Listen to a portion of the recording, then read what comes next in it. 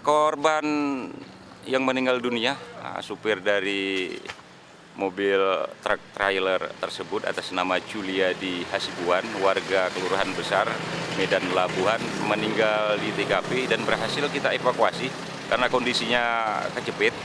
Jadi pada pukul 6.30 berhasil kita evakuasi, kemudian kenaik atas nama Umarullah, berhasil kita evakuasi pada pukul 7 dalam kondisi selamat, hanya luka di bagian kaki dan dada. Mengingat ini kawasan pegunungan Selawah dengan tikungan yang lumayan tajam-tajam, memang ini menjadi daerah yang paling rawan kecelakaan lalu lintas di wilayah hukum Polres Besar, termasuk yang di depan SPN Selawah ini juga sudah terjadi kecelakaan beberapa kali yang menabrak pagar SPN akibat remblong. Kemudian kita juga sudah melakukan upaya-upaya menghimbau kepada masyarakat pengguna jalan yang melintasi di pegunungan